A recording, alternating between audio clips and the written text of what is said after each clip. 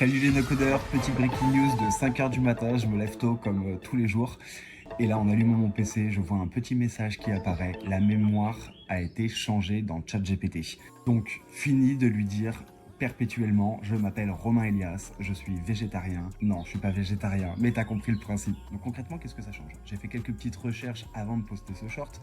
Et donc, auparavant, tu avais une mémoire qui était activable manuellement, c'est-à-dire que tu disais à ChatGPT d'enregistrer en mémoire et il pouvait prendre l'initiative de temps en temps de contextualiser et donc d'apporter de la mémoire par lui-même. Mais il fallait souvent lui répéter de le faire et aller corriger ce qu'il y avait en mémoire si jamais c'était nécessaire. Mais aujourd'hui, on va pouvoir activer dans les paramètres de ChatGPT la sauvegarde de toutes ces conversations.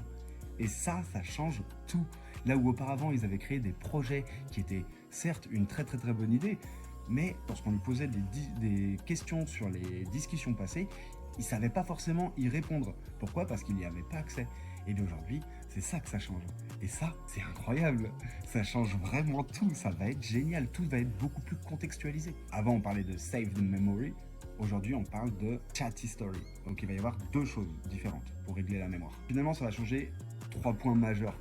Il va y avoir plus de présentation, plus de personnalisation, et enfin, tu vas avoir un petit badge qui te montre que oui, effectivement, la mémoire a été mise à jour pour bien sûr que tu sois au courant. Et si tu n'as pas envie de tout ça, si tu as peur que ça crée des hallucinations à force d'avoir beaucoup trop de contexte en mémoire, eh bien tu vas pouvoir aller tout simplement lui dire de le retirer ou aller directement dans les paramètres pour le supprimer manuellement. Si tu as ton abonnement Pro ou Teams, ça va fonctionner.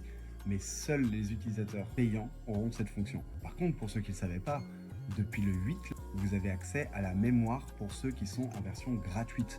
N'oubliez pas qu'il faut quand même l'activer dans les paramètres parce que pour le côté RGPD, d'office, il le bloque.